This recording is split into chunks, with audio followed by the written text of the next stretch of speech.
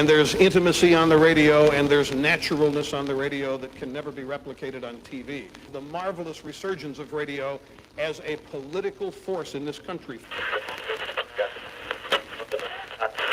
News-related radio programming is evolving.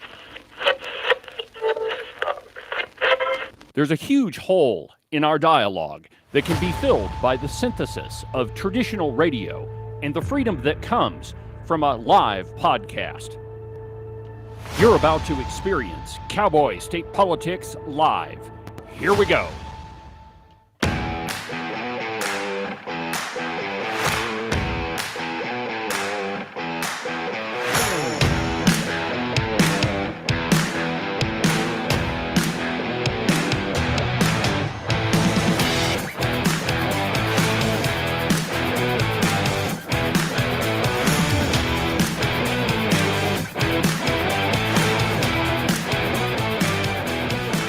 Good morning, my friends, and welcome to another incredible installment from very high above all the low-grade morons in the Wyoming mainstream media. This is Cowboy State Politics. I, of course, am your illustrious host, David Iverson, firmly ensconced behind the silver Cowboy State Politics microphone and broadcasting to you from the base of the Bighorns at the Cowboy State Politics studio in Sheridan, Wyoming. Good morning, my friends, and welcome to the program. Happy Friday. And is it just me, or did it take a heck of a long time to get to Friday? I mean, this week has been, well, I mean, let's be honest with it, jam-packed full of news. From Israel back here to the United States, there's all sorts of stuff going on in Congress. Here in the Cowboy State, everyone is up in arms about selling federal lands to private individuals. I mean, there's a ton of stuff going on. I, your illustrious host, have taken numerous phone calls from concerned Wyoming citizens about this whole federal land grab, and rightfully so. I mean, the media has been, well, let's just say feeding you a whole bunch of bullcrap about what's actually going on. I mean, no big surprise there. They are the Wyoming media, so of course they're going to do that. But it's been a really busy week. And, it always seems when I get to Friday that, you would think that Friday is sort of a relief. We're finally here. Finally, we're at the day before the weekend.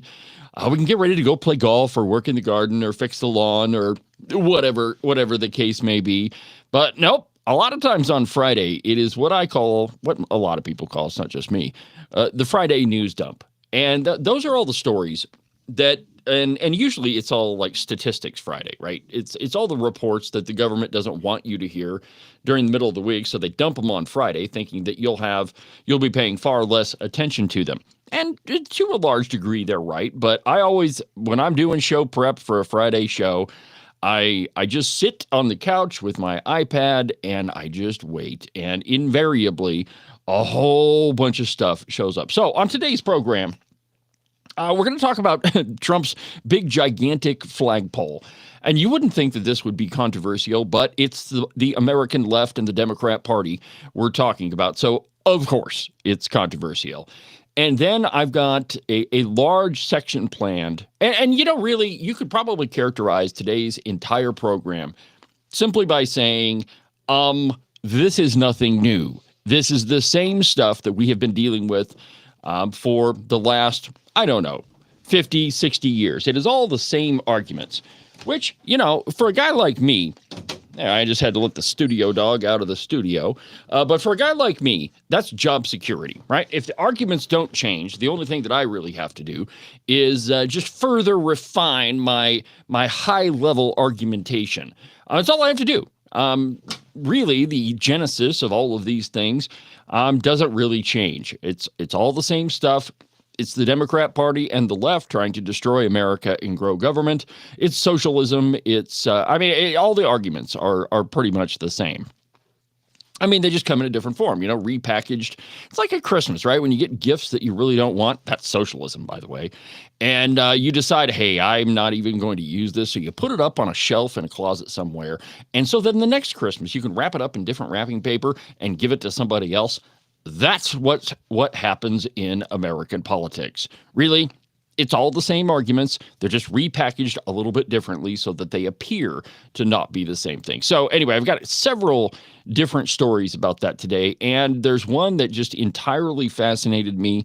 There's a piece from the National Review, and it's talking about this. Is there really a split in the Republican Party? Is there an argument going on between inside the conservative thought process between the MAGA people and the people that are not so MAGA? I don't know, but there's been this narrative that the media has been trying to create for I don't know, the last month. It all centers around Israel, but it's there are the isolationists that say that we shouldn't be involved in any of that stuff. And there are some people like Lindsey Graham who think that we should be on the front lines. So there's an interesting piece in National Review, and that is not a magazine that I read or a website that I look at all that often. It's populated by people who are very much anti-Trump. They're not really conservatives. And it's really a shame. I mean, National Review was created by William F. Buckley. It was the conservative standard for our thinking and our thought leaders in the conservative movement, but it's really turned into nothing more than guys that want to go to war for reasons that don't necessarily pan out, and people who just really don't like Trump, which that's more the case. But it's an interesting piece, and it fits right in with today's program. Oh yeah, and by the way, I almost forgot. It's Open Line Friday.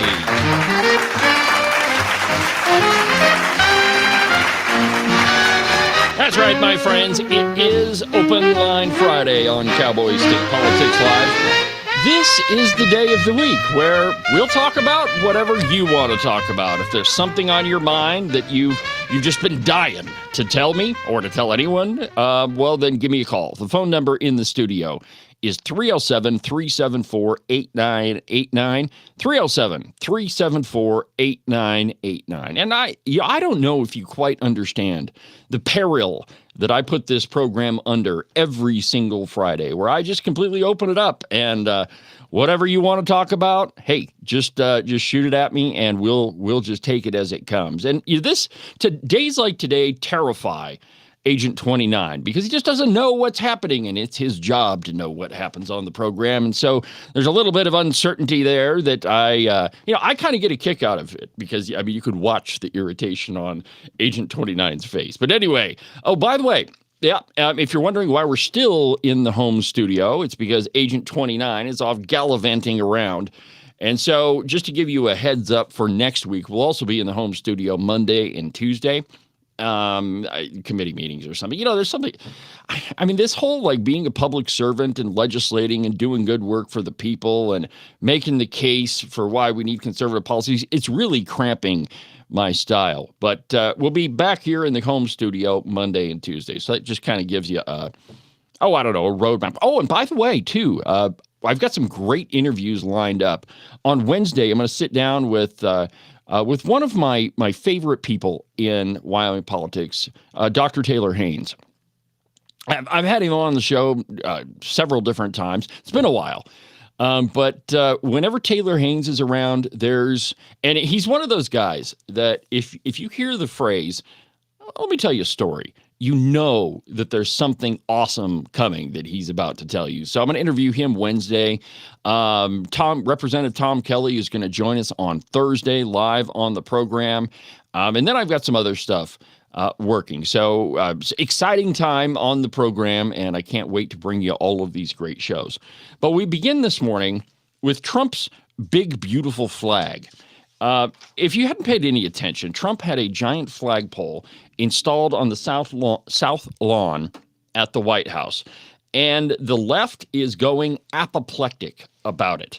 Now, you wouldn't think that to us, a big giant flag is not all that controversial. Most of us would love to have a flagpole in our front yard, hang a big flag off, whether it's an American flag or a Wyoming flag or perhaps a Gadsden flag or George Washington's an Appeal to Heaven flag. Oh, yeah, we learned earlier on this week that that's really a insurrectionist flag. Such bull crap. Anyway, Trump installed a big flag at the White House, And I quote, I believe this one is from The Blaze. President Donald Trump installed two big, beautiful flagpoles on the White House grounds on Wednesday, and the leftists are losing their minds. Trump announced the installation on Tuesday, saying the flagpoles were always missing from this magnificent place. After the 100-foot flagpoles were put in place, 100 feet tall. Now that is a giant flagpole. Most of them you see, around are not 100 feet high. That is a huge flagpole. Anyway, once they were put in place, the left-wing media ripped the administration for changes to the White House grounds, even though just about every president changes stuff at the White House. This is nothing new. It's just that it's Trump. Anything that Trump does, the media and the leftists, they're just against it. Trump, you've seen the meme on social media that if Trump said oxygen was good, the left would suffocate themselves. But the flags weren't the only thing that sparked outrage from the left. The Daily Beast reported that the new flagpoles, calling them one of the most monstrous changes Trump has made to the White House. The monstrous changes in question also include renovations to the Rose Garden to make it easier for women to walk on with high heels, according to Trump. The publication also characterized the patriotic flagpoles, which fly the American flag and a POW MIA flag, as tacky. Of course, the left thinks that the symbol of our country is tacky. Why wouldn't they? They hate just about everything else about this great nation. Why would a flag be any different? And we are talking about the same sort of people that during protests are all in favor of burning said American flag, that they don't see it as a symbol of freedom and prosperity. To the American left, the American flag is a symbol of oppression. These are the folks that think that America needs to be knocked down a peg or two. So, of course, if there's a giant 100-foot flagpole on the south lawn of the White House, well, that's a problem. We've got a lot of bad people out here first, and we're doing that. We got to get the bad people out of here first, and we're doing that, Trump said. We're taking them out by the thousands, murderers, drug dealers, and people that are mentally insane from insane asylums. Are illegal immigrants in there? Trump joked, turning to the workers at the press conference. No, if they were, they'll find out, pointing to the press.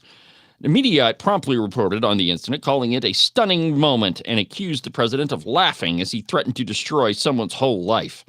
The reason the president was laughing, of course, was because he was making a joke to all the people that were doing work that he was incredibly impressed with at the White House. Mediaite also accused Trump of, quote, taking a break from threatening Iran to oversee the installation of the flagpoles, suggesting the president is putting foreign policy on the back burner. The left will stop at nothing. Any attempt they can figure out to denigrate President Trump, even though it's not true. Do you remember, and I'm sure the website is still going, Media Matters. Media Matters for America. Now, these were the folks that would listen to conservative talk radio programs, and it was all the big names, Rush Limbaugh, Sean Hannity, Glenn Beck, and they would listen for things that they could take out of context and then turn them around. And so that's where you get and if you just, not so much anymore, but it used to be when you go to YouTube and you just typed in, Rush Limbaugh or Glenn Beck or Sean Hannity, you'd see some of the most outrageous things. Glenn Beck hates women. Rush Limbaugh hates everyone. And they would play this short little soundbite from their program, and it would always be taken out of context to lead you to believe that these folks actually believe those things, where when you play the whole thing in context, it makes perfect sense what they were talking about. One of the classic ones was when Rush was talking about gay marriage. This is where one of my favorite Rush sound bites comes from. It's this one, actually. Listen to this. 2 + 2 is 4, not 5 if you want it to be 5.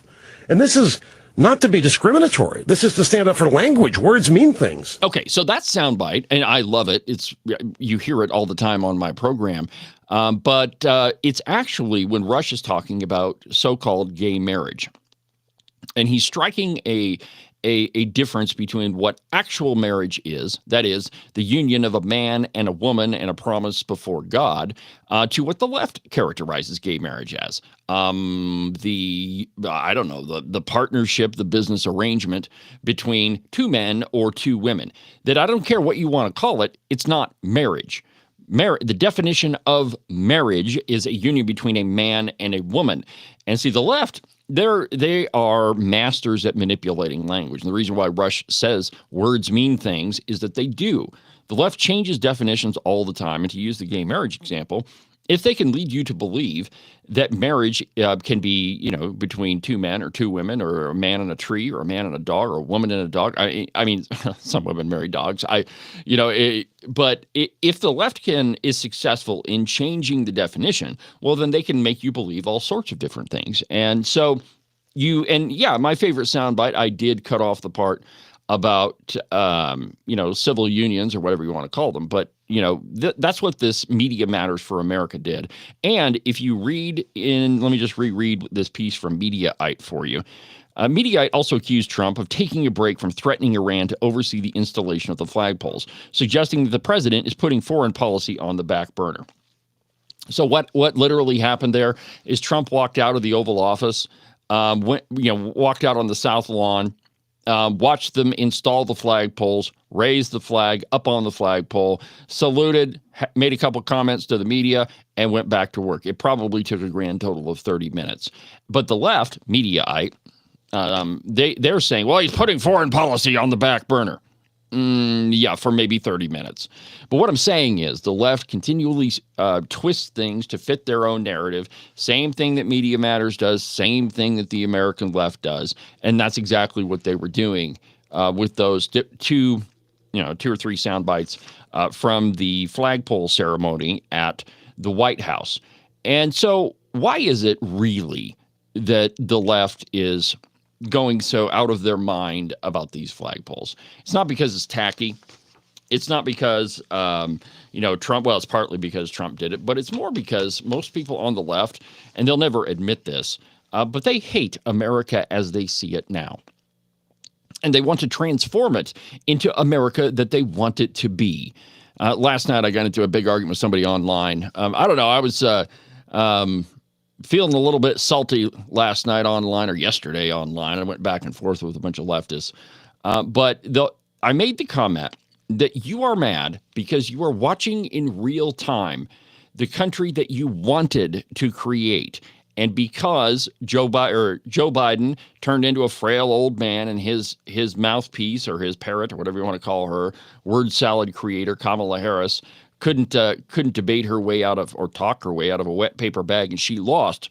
You are watching the country that you wanted to create crumble in real time. And, there's two ways to look at that. Now, the left would say, well, we want to create, a country where everybody is respected, where we have all of these great government programs, and you are taken care of from cradle to grave. The way I meant it is that you are trying to destroy a country. You're trying to grow government to any size that you possibly can. You don't really care how much you grow government. It's just that you do, that you have more social programs, that those programs are increasingly more expensive, that you want illegal immigration because you see it as a way to create a permanent power base in Washington, D.C. The thinking being, of course, that if you get all these illegal immigrants into the country, then they will magically somehow be Democrat voters, that you'll give them enough free stuff that they will vote for the Democrat Party continually, and they'll never waver, and then the Democrats will be in power in perpetuity, and we can finally do away with all of these conservatives, and certainly do away with Donald Trump. So the country and what I was referring to is a lot of the left, they're seeing Trump dismantle all of their well-laid plans in real time. And you can take any one of the issues from the American left, and it all works out the same. Their green agenda. Trump has all of those executive orders, which the left was stupid to use executive orders. They should have put it all through Congress, even though a lot of it wouldn't have passed, but as much as they could have through Congress. And that way Trump just couldn't do away with it with the stroke of a pen. But their social safety net. Yep, doing away with that. Trump is trying to do away with the Department of Education, which is demonstrably a good thing. The federal government has no business being involved in education. It's not listed in the Constitution. It's not one of the enumerated powers. That it is traditionally left up to the states and localities. And I mean, if you want to boil it all down, really, your local school should be managed by your local school district. Really, you shouldn't have any influence from the federal government on it.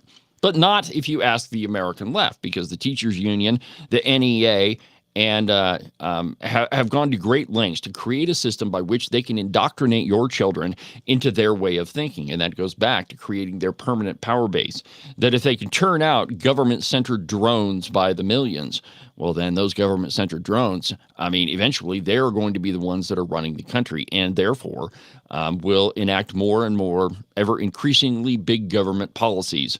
And it will be a continual power base. So the Democrats are watching Trump take this thing apart brick by brick. And again, it doesn't matter which issue you're talking about, whether it's illegal immigration or it's education or government-sponsored health care, or you can just fill in the blank with whatever you want.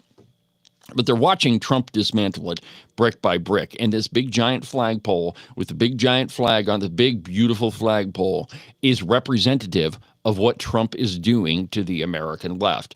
And they're big on, we're all big on symbols, but that one on the South Lawn represents you. That is why Trump put it on the lawn, because it is the White House, and you should have a big, gigantic flag there. But the left hates it because it is a visual manifestation of what Trump is doing to their entire agenda. And that is setting this country right on conservative principles the way that our founders had intended it. And if you ask any leftists, they're definitely not in favor of any of that. So my feeling is, let's have a bigger flagpole. Why not? It's the White House. We should have a big flag, and not that puny little one that was always on the roof of the White House. It needs to be big. It needs to be bold, just like Trump, just like the United States of America, that we plant our flag in it, and it's ours, dang it. Now, there's a piece in the Federalist, and this is one, and again, remember, I told you pretty much the theme of today's program is this is nothing new. All of this stuff has happened before, and it's really the same sort of arguments all the way around.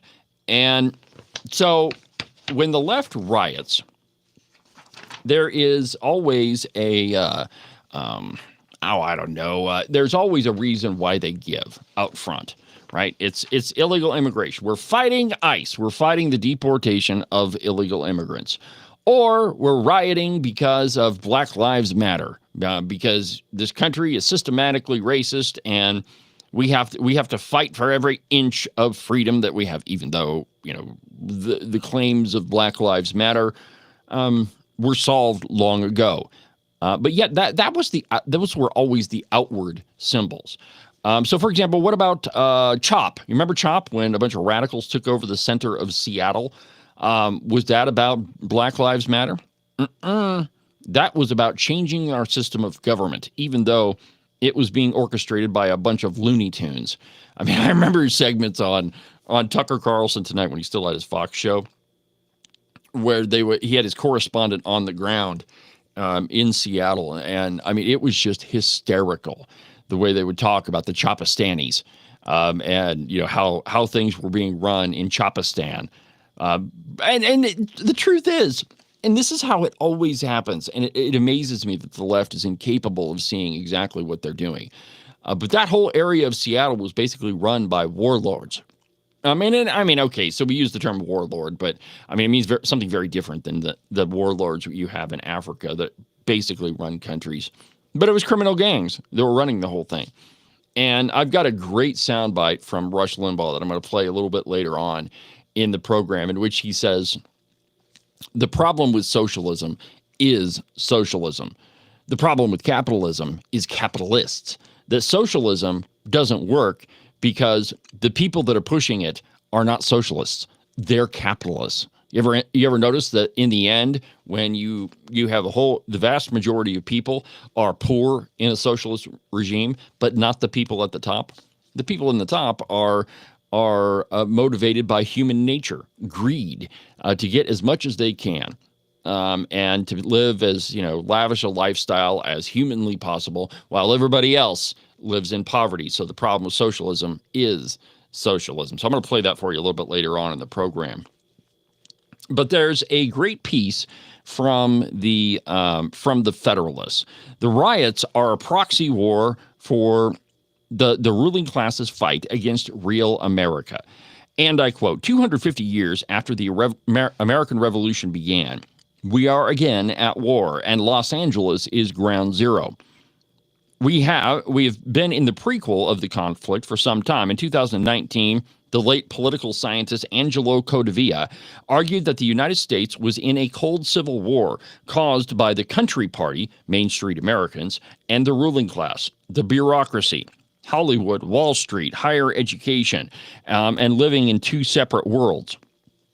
Class and social divisions have always existed, but the difference this time is that the two Americas are as contradictory as night and day. Previously, a common American identity had usually been able to bridge the divides, but this time, even that lowest common denominator was smashed thanks to leftist pieties and projects such as the 1619 Project and land acknowledgments.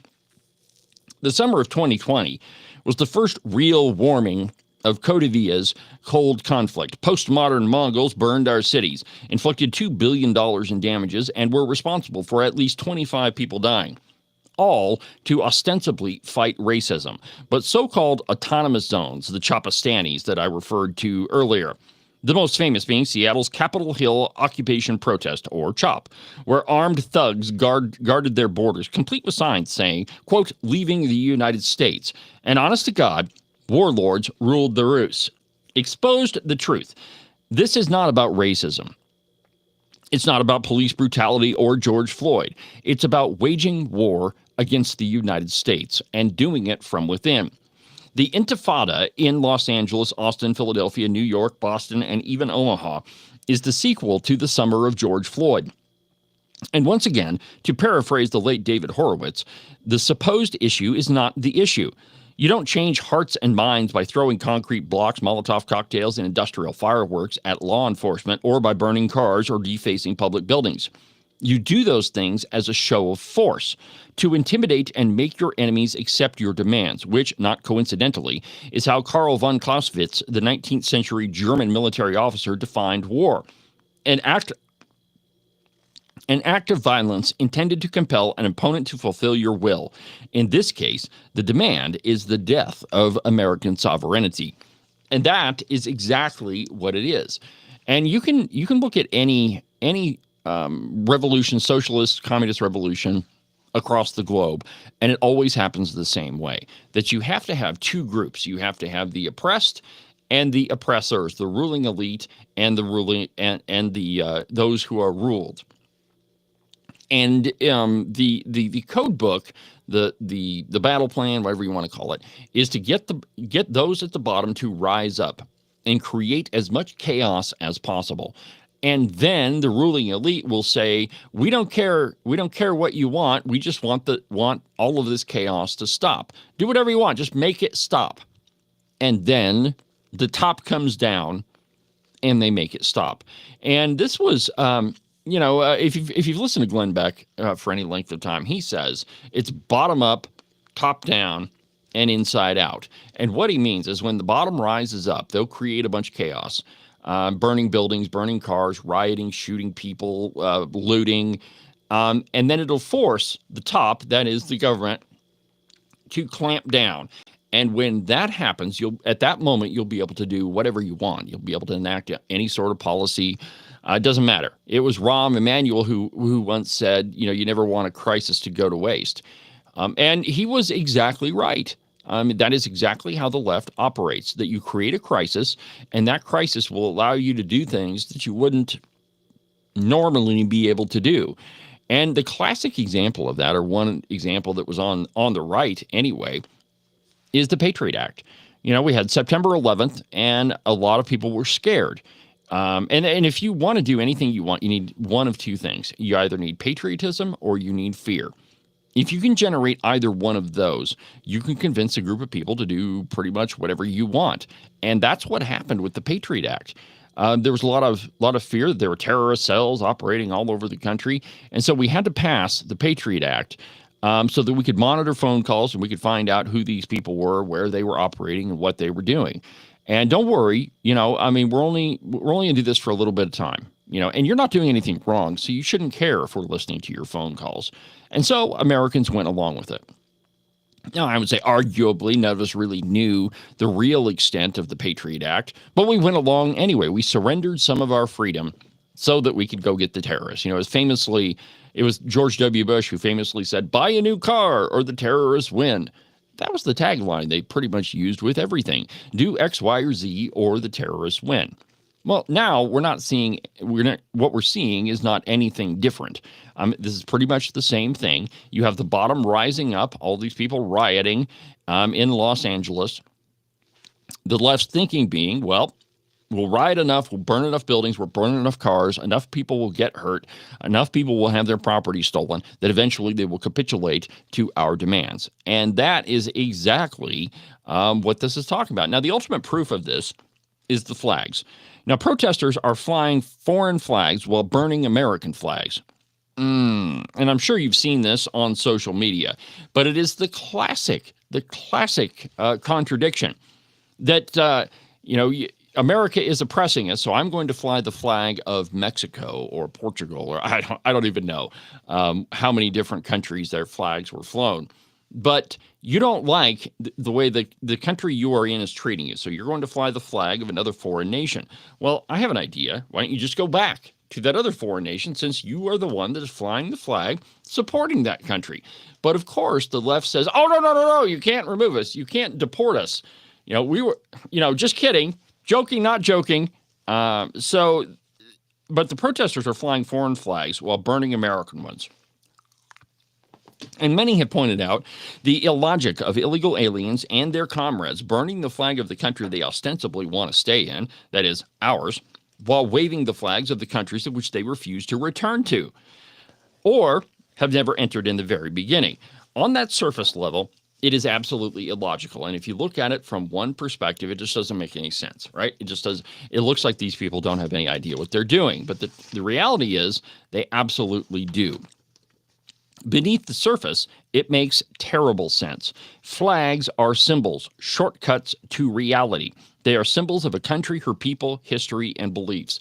It was last week that I brought you the story that all countries have flags, and we might make the argument that if you don't have a flag, you don't have a country. Even before the first flags showed up in the late 1500s and early 1600s. So, and even some countries that are called micronations, which really aren't countries at all, they too have flags that are recognized by the United Nations. The country of Malta, for example, the micronation of Malta, for example, it's not really a country.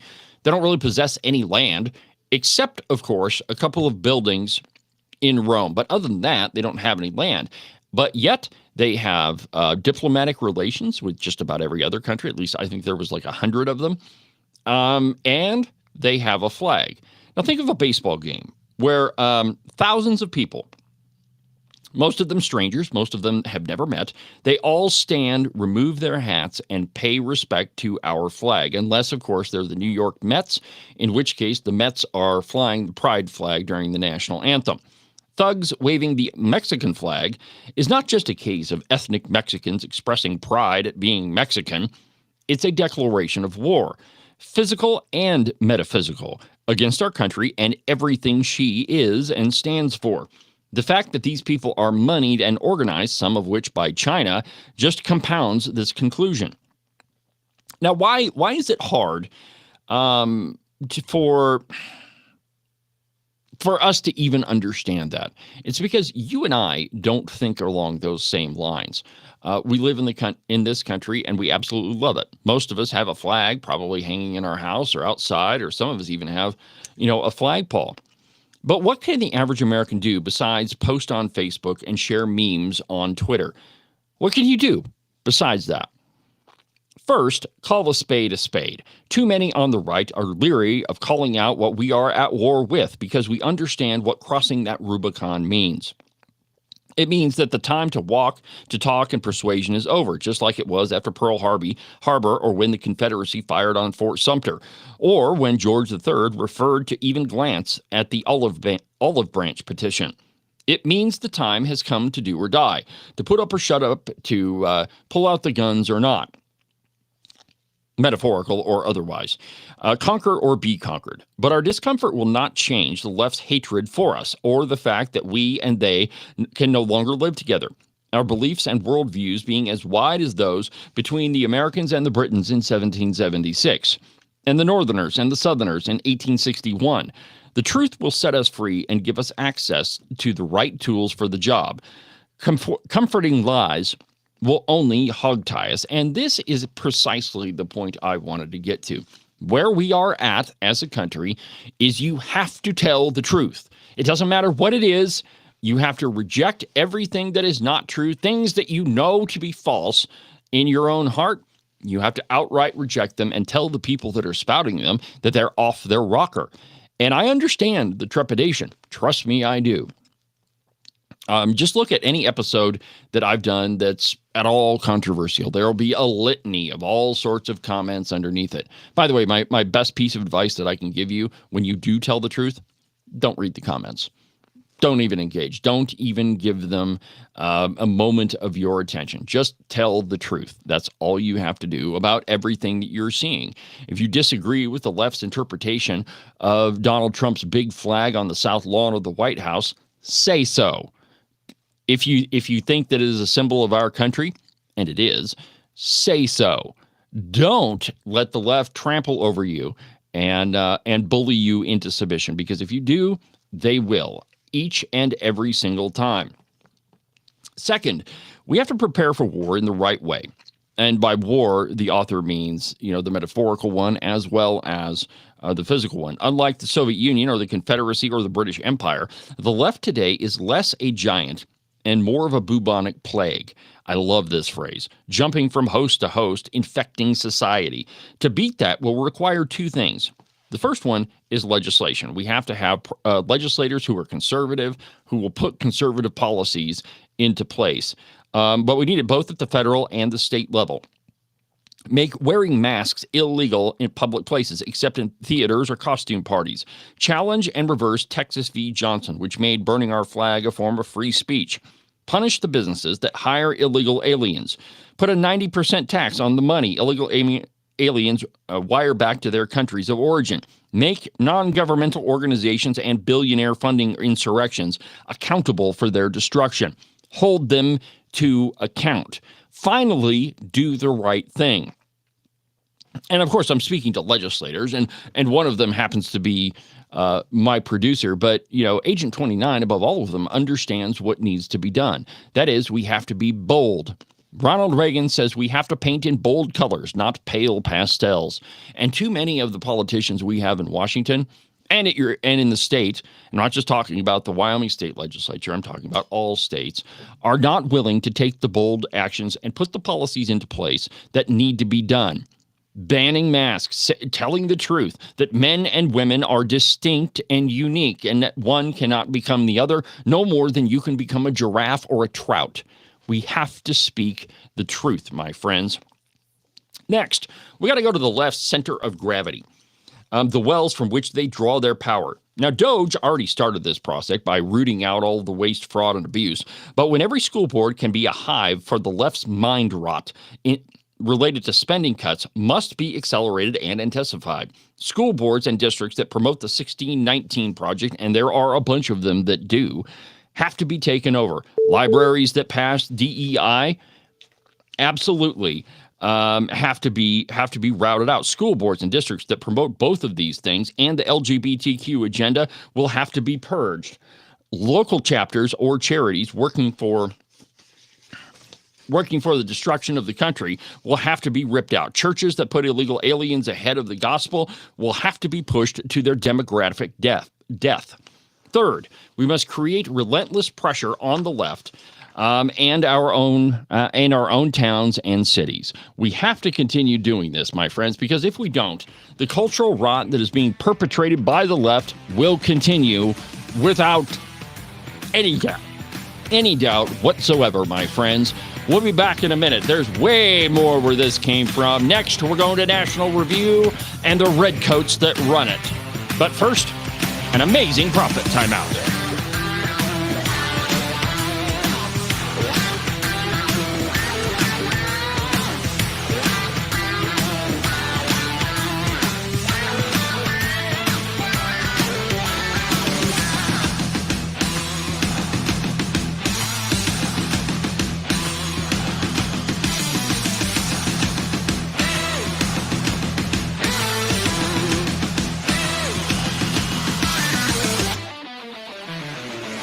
You are listening to Cowboy State Politics Live. You can listen to the program on YouTube, on Facebook, on X, on Rumble, pretty much everywhere. It's almost like I'm omnipresent.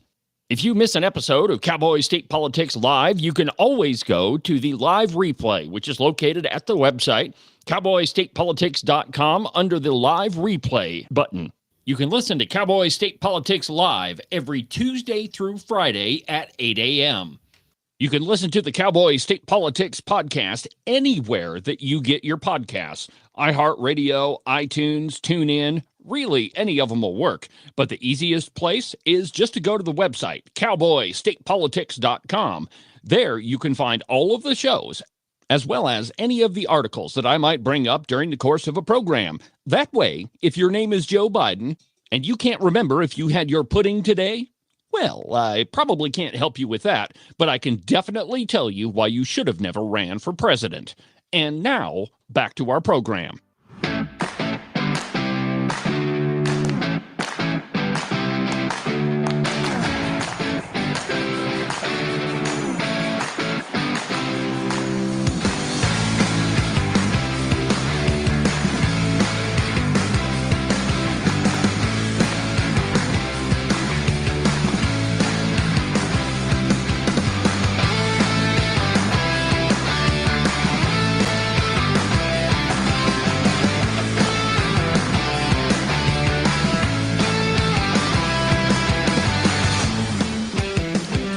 Welcome back to the program, my friends. David Iverson, Cowboy State Politics Live on YouTube, Facebook, X, and on Rumble. And don't forget about the Cowboy State Politics podcast. Welcome back to the show, my friends. So, do you remember the magazine National Review? This was the conservative bulwark and it was amazing, right? And for conservatives, it was great. And it was conservative thought, conservative articles written by people who really, really love this country. And it was great. But the problem is that National Review is no longer National Review. I mean, it is by title, but really it's not the same thing. But they have a piece out called The MAGA in Crisis Mirage. But there are a number of things going on with this piece that... And it's way more complicated than just there is no, division in MAGA or the more conservative or the more Trumpist part of the party. So first, I think we need to talk about, who National Review actually is. Well, it started back, like I said, William F. Buckley started it way back, and I don't really have the date written down, but it changed over. I mean, there are people like Jonah Goldberg running it right now. Jonah Goldberg is a classic never-Trumper. He has been for, since I've known him, since probably 2016. He's been pretty much on the never-Trump train. Now, in 2015, a year before, the magazine published an editorial entitled Against Trump, calling Donald Trump a philosophically unmoored political opportunist, and announcing its adamant and uniform opposition to his presidential candidacy for the Republican nomination for president. After Trump's 2016 electoral victory over Hillary Clinton and through his administration, the National Review editorial board continued to criticize him. It didn't even matter if Trump had a solid conservative win. They would find a way to write something against it. However, some National Review and National Review Online contributors took more varied positions on Trump. Hansen, for instance, supports him, while others, such as editor Ramesh Ponnuru and contributor Jonah Goldberg, have remained uniformly critical of Trump. In a Washington Post feature on conservative magazines, T.A. Frank noted, quote, "From the perspective of a reader, these tensions make National Review as lively as it has been in a really long time." The truth is that National Review is the magazine of the Republican left.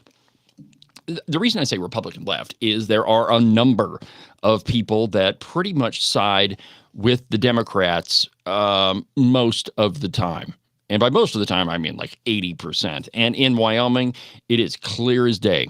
All you have to do is look at the voting records of, anybody who's not conservative. And what you'll find is that most of them vote with the Wyoming Democrats about 80% of the time. And when it comes to Trump, that's not hard for them to side with him because they fundamentally don't agree. Because they're not out for your best interest, nor are they out for conservation. Most of them are out for their own self-interest.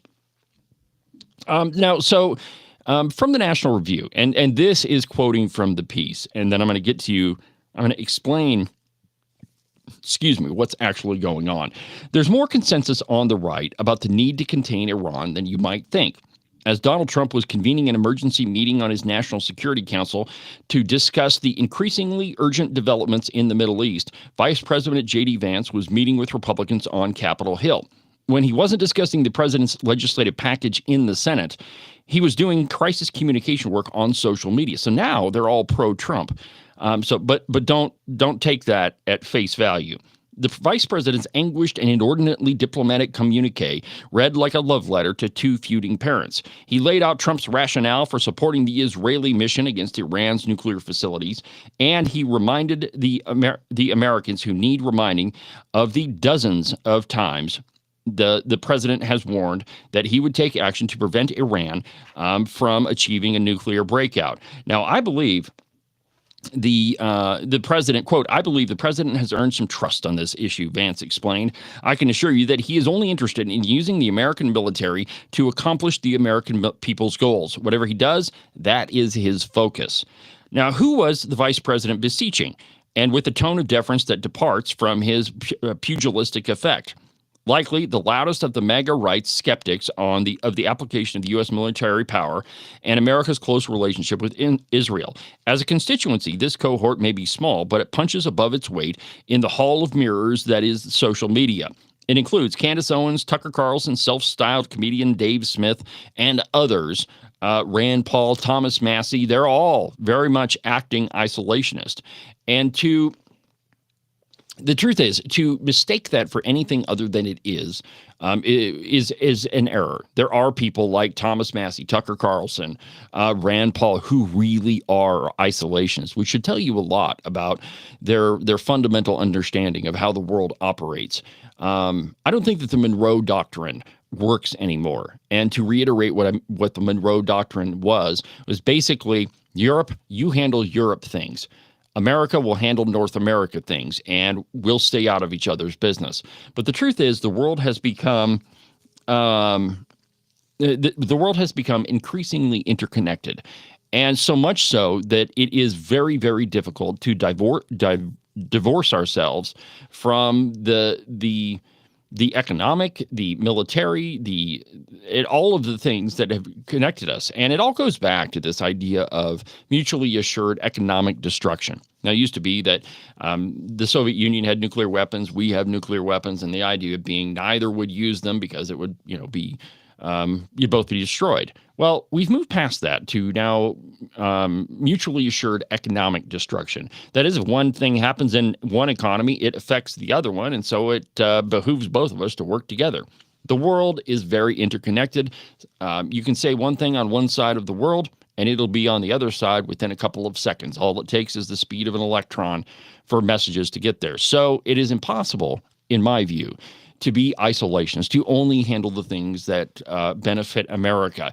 And that's what these folks are doing. Now, the question is, why is National Review trying to say that there's no split in the Republican Party? Why would they do that?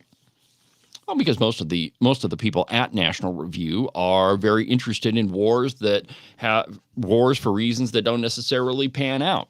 The Liz Cheneys of the world, that throughout America's history, there have been a lot of people who have profited an immense amount from engaging in wars. And so really, it's kind of surreptitious how they're doing this. So if National Review can convince you that there isn't a split in the Republican Party and that we're all in favor of going to, of finishing the job in Iran, of bombing Iran, and I've got a couple pieces here in just a second that I'm going to show you. But if we're all in favor of that, then the folks that are supportive of Trump that have said, look, he didn't get us into any foreign wars during his first term, they can paint they can paint Trump as no different than any of the other Republican presidents. And then one of the very things that separates him from the rest of the so-called conservatives goes away, because he becomes yet another president that got us into a war that we probably will have a very difficult time getting out of. And so it really is like a classic bait and switch. Now, the editorial board of National Review is not in favor of Donald Trump. They're not in favor of him at all. Historically, they've been very much anti-Trump. So why all of a sudden does this piece come out saying, oh, no, there's no split in the party. We all think that Iran needs to be taken out. Now, for example, let me just play for you a video from CNN. CNN, of all people.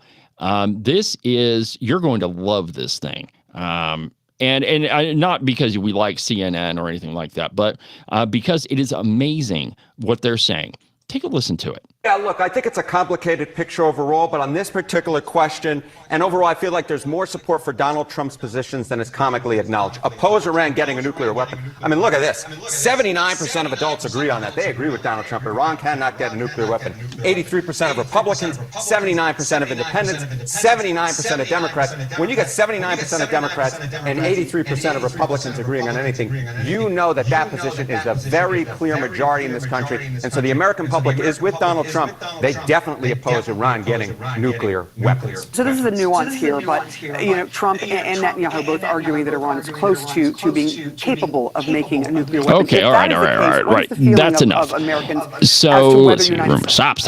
Okay, so that's enough. Why is CNN now saying that? Well, we're all in favor of everybody's in favor of Iran not getting a nuclear weapon, and looks like the tides are turning and we're all in favor of this. It's because CNN has the same agenda as all of these folks that are writing for National Review. It's the bait and switch.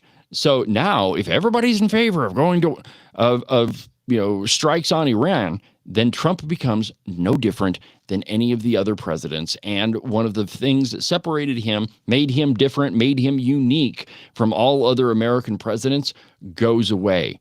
And so if that happens, the folks that really are against any sort of involvement in Iran, they have more reason to fight against Donald Trump, and it creates more resistance for the now U.S. president. I mean, it's circuitous, I'll give you that, but it is that is totally what's happening here. It's a total bait and switch. Now, just to tell you, to further explain these folks at National Review, I've got a piece of sound from Bill Kristol. Now, Bill Kristol is not on the editorial board of National Review, and frankly, his outfit is called the Weekly Standard. It was another, at one time, fairly conservative outlet. Now, remember, Bill Kristol used to be on Fox News all the time.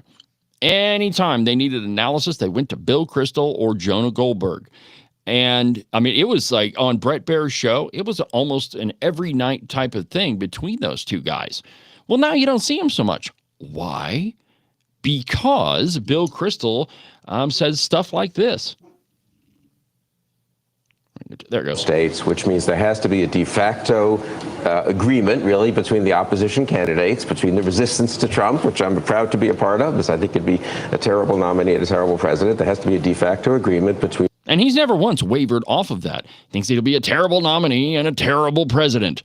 Of course he does, because that's what Bill Kristol does. He has never been in favor of the real conservative movement. He's not in favor of, cutting taxes for any reason whatsoever. He's not really in favor of reducing the size of government. He is one of those traditional Republicans that wants to continue business as usual. And the business of international relations for a really long time with the United States has been to get us into international conflicts, because a lot of people make a crap load of money on international conflicts.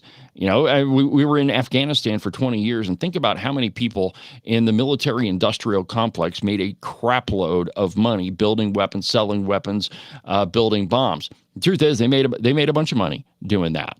And now, for 4 years with Donald Trump, well, he didn't get us into any wars, and so none of those people made any cash. Well, things have changed now, and they have a chance to get us involved in a foreign conflict. And I mean, this is classic textbook, traditional liberal Republican stuff. Well, let's continue with the National Review piece for just a second. Let's see here. Here we go. Whether they share the vice president's assessment of this moment's political dangers or they relish the opportunity to expose cracks in the MAGA movement, the domestic and international press have leaned into the notion that Trump's coalition is coming apart at the seams over Israel.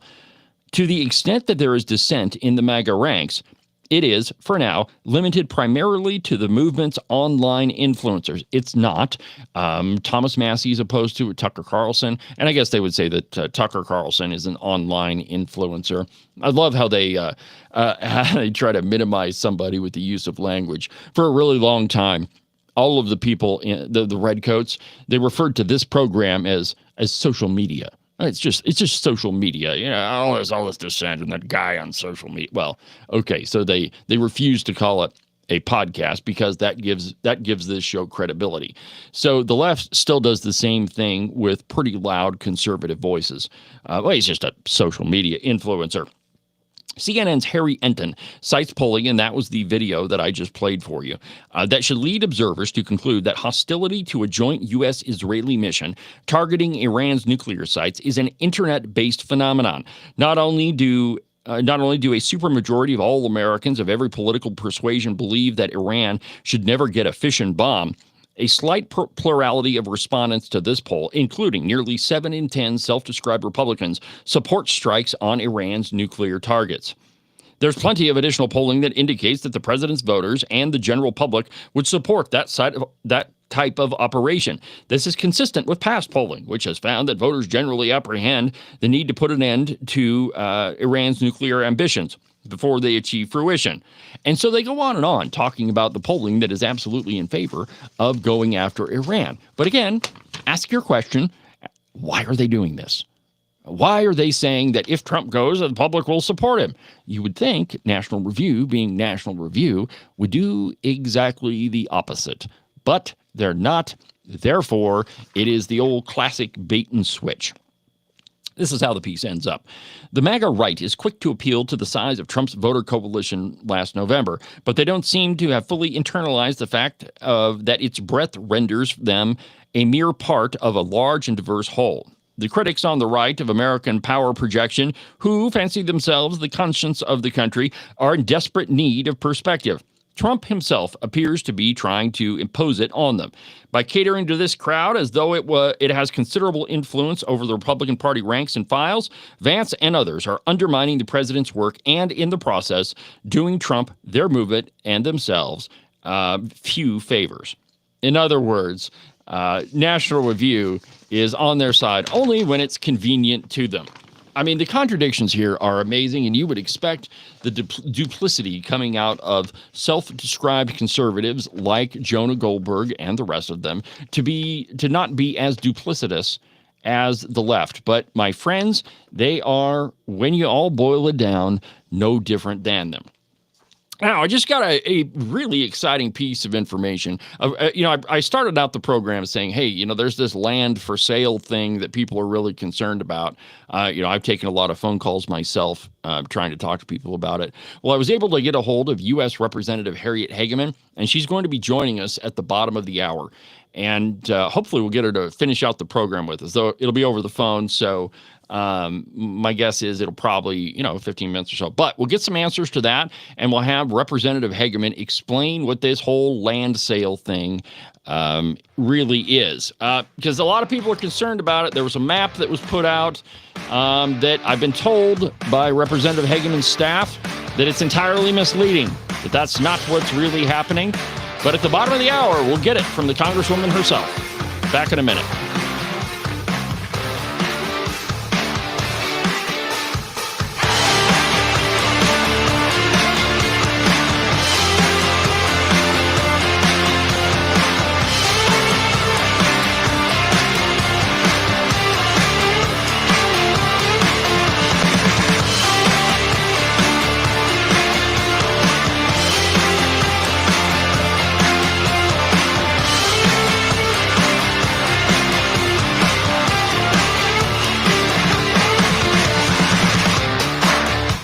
At U.S. Coin Capital, we hear from Americans across the United States who have a growing concern about the future purchasing power of U.S. paper money. Many Americans are looking for an alternative for long-term capital. For more than 35 years, the people at U.S. Coin Capital have educated American investors on how to properly accumulate United States gold and silver coins. Call us at 1-800-878-2646 or visit us on the web, uscoincapital.com. Make sure that you subscribe and follow the Cowboy State Politics podcast. You can do that from the website, cowboystatepolitics.com, or anywhere that you get your podcasts. That way, you'll make sure that you won't miss a single episode of Cowboy State Politics. Some say standing up for what you believe in is being extreme. Ask any woman in Wyoming. They'll tell you this is called courage. The mainstream media claims that holding the line on important issues is being unreasonable. My mom taught me this is called staying true to our principles. In other places, people argue you always have to compromise to get something done. Here in Wyoming, we know that some things are worth protecting at all costs. Some say it's time we give up on the values that made our state great to accommodate toxic culture. I say it's time to stand tall and protect the values that have served Wyoming well for over 134 years. Join Honor Wyoming as we defend and preserve the Wyoming way of life. Find out how you can make a difference today. Visit honorwyoming.org.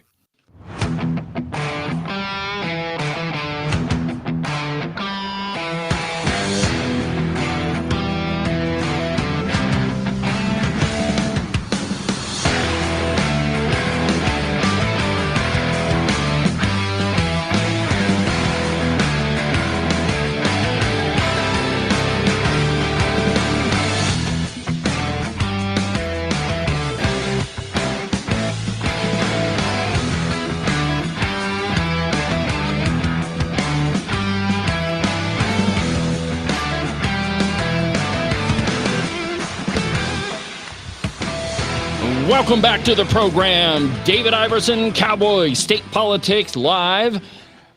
Having more fun than I should ever legally be allowed to have. It's Open Line Friday, my friends, on Cowboy State Politics. If you want to be part of the show for a little bit longer anyway, 307-374-8989. Let's go to Jerry in Rock Springs. Jerry, how you doing this morning?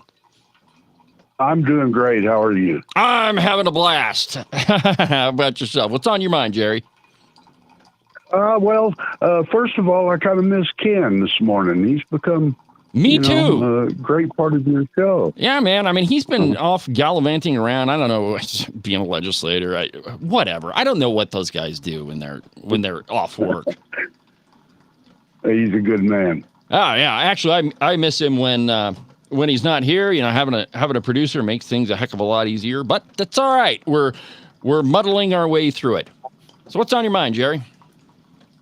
Yeah, I just wanted to hop on before Ms. Hageman gets to talking to us. The National Review. Oh, yeah. I mean, it's become a worthless. I mean, they can only go farther if they join the Southern Poverty Center. You know, it reminds me of the Southern Poverty Center like they used to be years ago. And then people just found out, hey, you know, this is a bunch of hogwash, you know. Well, yeah, it's like I was saying. But anyway, that was... You know, I mean, we're a long ways away from William F. Buckley. Yeah. Yeah. And I wanted to bring up, I got relatives in Washington, Oregon, and California. But one of my in-laws sent me a post where they've got flyers up there for No King's Day for 4th of July. Of course they do. How ironic is that? Yeah. It seems like, you know, some of them would have learned their lesson and saved their money to go to, you know, get them a fancy cup of coffee or something. Well, and that's, you know, that's the idiotic part of all of this is that you have a no kings protest in a country that obviously doesn't have a king. If you did have a king, you wouldn't be able to have said protest. Oh, and by the way, we already have a No King's Day. It's called the 4th of July. That's right. But it's, part of this, it fits right into what I'm talking about on today's show, that none of this is really anything new. It's all the same thing, right? That if you're a Republican, you're a fascist. You want to control people's lives. It's only big business. You're only interested in money, and screw everybody else. And that's exactly what it is.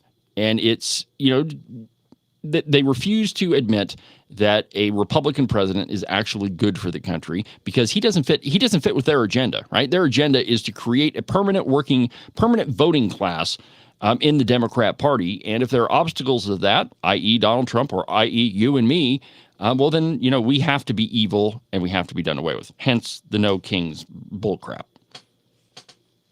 That's a big reason we can't quit. We can't give up. Just like the 1619. If they'd come out with that project, because it's been out for a long time, Texas used to celebrate it. They're kind of getting away from it because they've turned it into an organization of hate. Yeah. It's nothing but lies, wanting to destroy our traditions. Well, and that's, the piece I read yesterday on the program, which, again, if you want to get flack from the left, tell them that you're wrong and speak the truth. But a piece I talked about yesterday was, why I won't acknowledge that Juneteenth is a holiday. Well, because it's not, and because we already did that. It was called the Emancipation Proclamation, and really, the only thing your dumb holiday is about is acknowledging that the press or the mail took too long to get to you. Yeah, that's a lot of it. That's a lot of it. And they threw away the stuff they should have read. Absolutely, they did. Yeah. So anyway, it's all the left, and it's all smoke and mirrors, and we shouldn't take any of it for granted. Well, Jerry, I got to run, my friend, but you have a good weekend. Okay, and congratulations on the show, and let Ken know that we do miss him. Oh yeah, I'm fully intend to read him the riot act when he gets back. How dare he go work for the people? God bless our republic. God bless our republic. If you want to be part of the program, the phone number in the studio is 307-374-8989. We've still got a few minutes before Representative Hageman calls in to Open Line Friday. That's going to be a first. Put that one in the record books. It's I've got a post that went out this morning that it's 350,000 downloads for the podcast. And it's been milestone after milestone for this program. And so I don't see why we shouldn't stack up Representative Hageman calling into Open Line Friday to be any different. Well, I keep telling you that none of this is new. And so, for example, let me tell you about a piece in the Washington Free Beacon that's talking about the New York mayor's race. I don't know, you probably haven't paid any attention to that because New York is a heck of a long way away from there. And, pretty much everything they do is bonkers. But there's this guy named Zoran Mamdani, and he's running for the mayor of New York City. And he has said some really crazy stuff, including that he's a socialist, that he doesn't like capitalism, and he won't denounce anti-Semitism. And he did it all on a podcast. So let me just play for you the first one. This is this candidate for mayor talking about capitalism. Now, and this is where we're at. This is amazing. Think about this, that he is running for the top seat in the biggest American town, biggest American city, and he's a socialist, and he's actually got a chance to beat Andrew Cuomo. So listen to this. This is him talking about capitalism. It's of concern. We'll move through them quickly. Okay? Let's go. Are you ready? Okay, all right. First of all, he's on this podcast called The Bulwark. They are anti-Trump, Trump-hating, TDS type crazy people. But what do you expect out of New York? But anyway, you'll hear him talking, and then Mamdani will come on a little bit later and say that he doesn't like capitalism. So listen to this. Number one is, as I mentioned earlier, capitalism. You tweeted, taxation isn't theft, capitalism is. You also want to seize the means of produce production in New York City. I would like to hear your thoughts on both those topics. Yeah, so I would say judging me by my tweets sends me down a long road. I have some bad tweets too, but it's right there. You want to be mayor? You're saying capitalism is theft. That seems bad. What I've said over the course of this campaign is what I would focus on, and what my critiques of capitalism have been and continue to be is that this inequality is a feature of it. And if we do not have a focus on how we actually extend that understanding of dignity that every New Yorker deserves and make it a reality. Dignity. You know, if you talk to New Yorkers, you'll say, okay, all right, I got to stop right there. So getting rid of capitalism in favor of socialism, that is going to improve people's dignity. You notice how he couches all of his arguments and tries to avoid the question. And to his credit, the Bulwark guy, he does a pretty good job of saying, hey, you're running for mayor. You said capitalism is theft. I think we should probably talk about that. So to his credit, he actually questions him on it. But did you notice how Mamdani tries to go around it? Oh, what I've said in this campaign is what I'm going to focus on, what I continue to say. And it's all of this filler, political nonsense. And then he tries to shift it to human dignity. Well, it's the dignity of the person. And capitalism prevents people from being dignified. No, because every time socialism has ever been tried on the face of the planet, it has resulted in human misery, not dignity.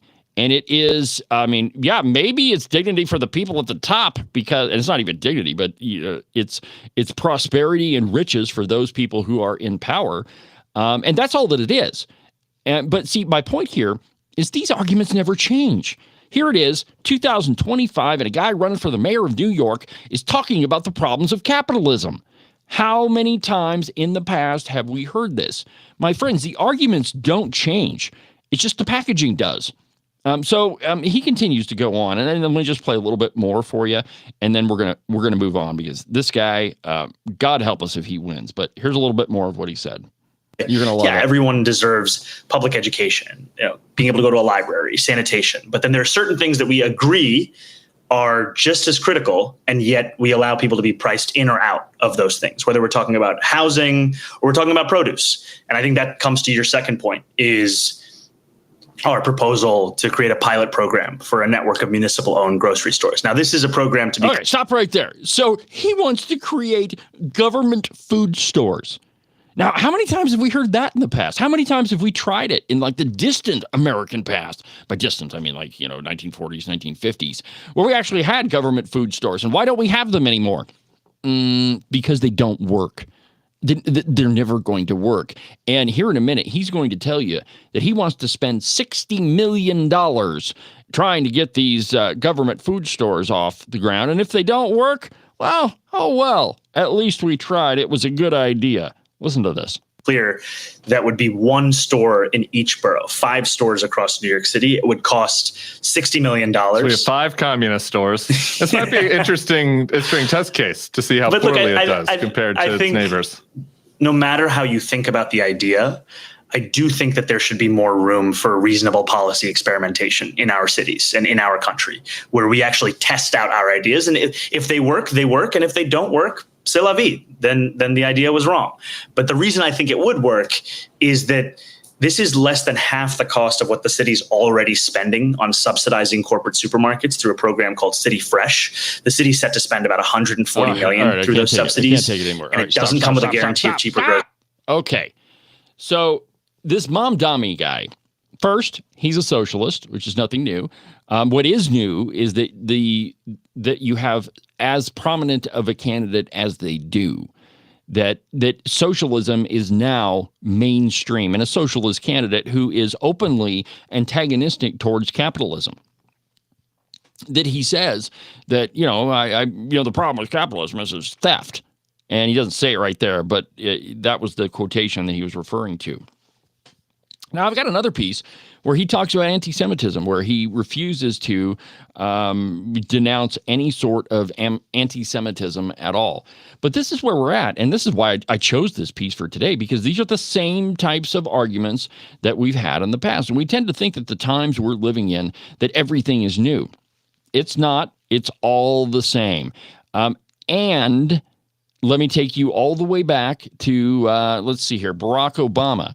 Here's an interesting piece that I found, and I was going to get this a little bit later when we talk about illegal immigration, but since Representative Hageman is going to call into the program, we're going to go ahead and do that now. But just listen to this and think about it. This was during Barack Obama's administration. Here we are, at least 9 years later after Barack Obama. So listen to this. These illegals are being exploited and used by the Democrat Party, in some cases their own governments, by sending them here. And the American left in general, which has a big chip on its shoulder about this country anyway and would love nothing more than for all of it to be torn down. The problem with socialism is socialism. The problem with capitalism is capitalists. Now, before you think this is a criticism of capitalism, it's not. The problem with socialism is itself. There's nothing wrong with capitalism, except there are some people who game the system. But in socialism, why has socialism never worked? Because the people who run it are not socialists. They are full-fledged capitalists. Go to the Soviet Union, go to China, go to Cuba. The sons and daughters of party members do what? They live in the nicest houses. They have the nicest cars. They go to the nicest schools. The people in power in socialist societies have the power to game the system for themselves. In capitalism, you do it through your work.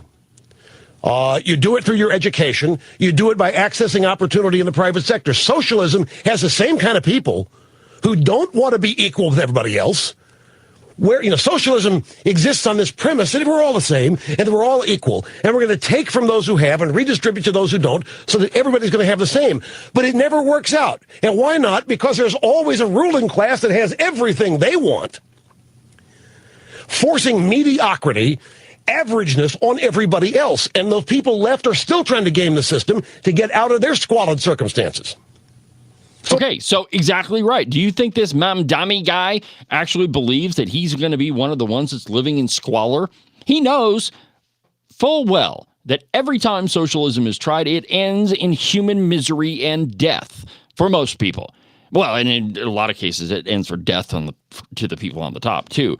But make no mistake, this Mamdani guy, he is not going to be the same as you. He is going to be living in the ivory tower and have all the extravagances that his socialist, seat entitles him. He will be one of the entitled ones. The truth is, he doesn't believe that you are going to be prosperous. Now, he mentions all this BS about human dignity. It is a lie, my friends, and this Mamdani guy is a liar. The problem with capitalism is not capitalism. It is capitalists, people who are opportunistic and want to exploit everything that those people that he believes are below him have and that he wants. This is how socialism works. And it is absolutely amazing that this Mamdani guy has gotten as far as he is. But the other point here, too, my friends, is that there's nothing different in all of this. It is the same arguments that we have been having over and over and over again. Let's go ahead and listen to a little bit more of Rush. It never works. It never can work because socialism is in direct violation of human nature. Capitalism is not. Capitalism embodies human nature from freedom to ambition on down the line. Nobody has ever said unfettered capitalism. Nobody has ever said we need an unregulated market. All right, good enough. And that's the point I wanted to get to, is that capitalism embodies human nature, drive, ambition, the willingness to succeed, to get, to be successful. And, and how many of these people on the left have we heard sound bites from that said, the American dream is to be Donald Trump? Well, until Donald Trump got into politics, in which case we don't want to be Donald Trump. I mean, it's absolutely ridiculous. The American dream exists because of capitalism, that you have the opportunity to succeed, and so does everybody else. And all you have to do is take advantage of it. You have to work hard, and if you work hard, you will be successful. Socialism, on the other hand, is theft. And that's what this Mamdani guy is going to do. And the only thing he has to do is convince you or convince New Yorkers to vote for him.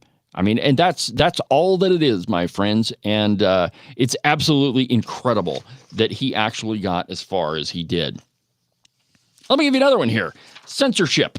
And this one, most people don't quite understand censorship. They think that, you know, you're entitled to not be offended. The truth is, when it comes to the First Amendment, the only right you do have is to be offended. If you don't have a right to be offended, then you don't have a right to free speech. Because that means that all speech will be monitored, all speech will be curtailed, and so, you know, if you don't have that right, well, there is no free speech. Well, a California judge has blocked the Trump administration from dismantling the State Department's censorship agencies.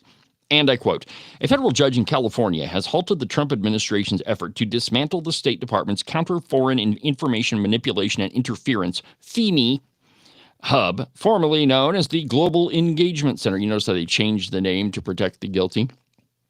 In a June 13th order, U.S. District Judge Susan Ilston declared that the planned elimination of the unit, part of a broader push by the administration to downsize the federal government, violates an earlier injunction. So a federal judge is now saying that we have to censor people.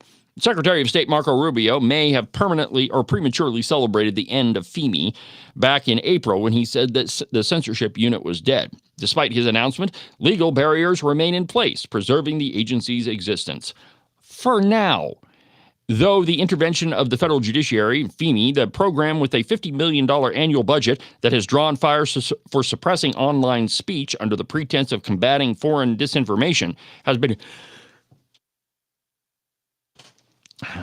excuse me, had to sneeze. But over time, its activities have expanded into domestic spheres. Of course it has, drawing allegations that it pressured social media platforms to silence certain political voices ahead of the 2020 election. So a federal judge has basically said, oh, no. To heck with the First Amendment. We don't need that. So again, it's no different than arguments that we've had in the past.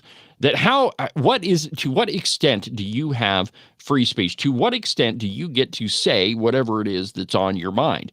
And the truth is, you have free speech, and it is those on the Democrat Party that can't allow you to have it because, and this is the same thing that I said yesterday on the program, that the ideas of the left don't ever work in the real world. They may work in theory, but they don't work in practice. And every single time their ideas are tried, it results in misery, it results in debt, it results in failed policies. And it's bigger government, less freedom. I mean, it's all of those things that conservatives advocate for on a daily basis. But they don't work in practice.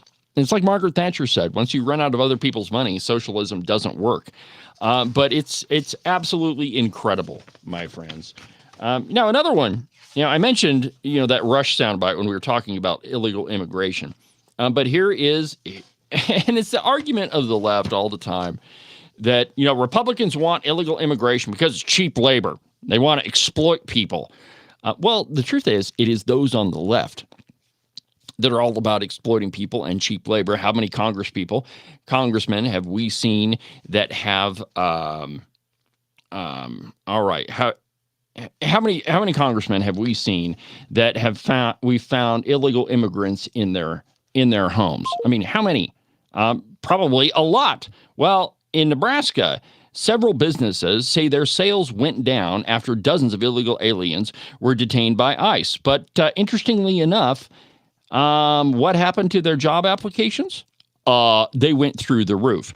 A raid on a meatpacking plant in Nebraska has caused a surge in job applications following the apprehension of 76 employees who were detained and removed from the premises by federal authorities. After just a few days, a dozen illegal workers, let's see here, where to get that, had already been removed from the state or deported, while more than 60 were taken into a detention center. Well, what happened after the Immigration and Customs Enforcement raid, though, defied a sentiment that is permeated across the country, that no American whatsoever would ever take those jobs. And that's why we have to have illegal immigrants. And that's the sentiment that has been pushed by the American left. quote, large-scale employment of aliens without legal work authorization, as Glen Valley Foods mourned the loss of what the company called family members, referred to as illegal employees. Prospective employees banged on the doors looking to fill the roles. So it is an absolute lie of the American left that Americans will not do these jobs, and that's why we have to have illegal immigrants. The truth is, some businesses, and this has been pushed by the Democrat Party, will only hire illegal immigrants because they don't have to pay for things like benefits, health insurance, and workers' comp and all those things. But the truth is, Americans will do the job. If you put the job in front of us, we're industrious, and we will absolutely do that. And the lie that has been pushed by the American left is that it is Republicans that are in favor of illegal immigration. No, that's not true. And it's another bait and switch because it has nothing to do with that. It is about creating a permanent voter base for the Democrat Party. And the thinking being that if they give all of this free stuff to illegal immigrants, well, then they will continue to vote Democrat. And that's just not true. And it's just not the case. The piece ends up like this. Quote, still, the company's entire waiting room was packed with people filling out job applications. Just 2 days after the ICE raid, dozens of possible new employees, many of them Spanish-speaking, were coming in and out of the plant, according to the report. However, there is still the specter hanging around at the Omaha plant about the return of ICE agents. Well, of course, because they've been caught once employing illegal immigrants, why wouldn't they do it a second time? Well, because they can employ, Americans to do those jobs. But it is amazing how often the lies of the left get contradicted, and how many times over and over and over are they proven wrong, and yet people still vote for Democrats. I saw a meme yesterday on Facebook, and it had Abraham Lincoln with his head in his hand, and he says, I freed them from the Democrats, and what do? Vote for Democrats. Well, it's because most people are uneducated, and that's why you should always listen to this program and do it. So we've got Harriet Hageman on the phone. So let's go ahead and talk to her. Representative Hageman, how are you this morning? I am wonderful. How are you, David? We're doing great, man. The program's moving along, and I'm excited that you could call in. So thank you for having me. Well, of course, there's a serious issue that's been burning my phone up anyway. And that's this whole idea of selling off public land to private entities. And apparently, according to one caller I had, why do you want to sell off the entire Bighorn National Forest, Harriet? Why would you do that to us? Well, I won't. So we've solved that one. Just like the No Kings Day, we have as many kings today that we had last week. So obviously the No Kings protests were highly successful, right? Well, they were. And I'm eternally grateful for them. So that isn't the purpose of this. I would encourage people to read the bill. Go to my Facebook page. The current version of the bill is linked right there. I'm not saying that's the final version of the bill. It is the one that I have. And I'm just going to walk through some of the provisions. And thank you for giving me the opportunity to do this. First of all, this covers lands that are managed by the BLM and the National Forest Service. It excludes all of your, quote, federally protected land. What does that mean? It would not include national monuments, national recreation areas, wilderness areas, national wild and scenic rivers, national trails, national parks, wildlife refuges, national fish hatcheries, et cetera, et cetera, et cetera. It also excludes those lands that are covered by existing leases, grazing leases, oil and gas leases, ski areas. Those would not be included in these lands. The lands that would be prioritized are specifically identified in the bill, at least the version I have. They would be those lands that are nominated by states or units of local government, adjacent to existing development, have access to existing infrastructure, suitable for residential housing, reduce checkerboard land patterns, or for those isolated tracts that we have in Wyoming and elsewhere. So here's the point of this, that this is a very narrowly tailored bill to focus on a specific challenge that we have in the Western United States. It also only covers 11 states. But I know many of your listeners have been to Las Vegas. And when you go to Las Vegas, you see fairly large tracts of land in the downtown area that are entirely undeveloped. And I've always thought that was so odd that they had these huge tracts of land that had no development. And there's blow dirt and trash, and they're surrounded by chain link fences and that sort of thing.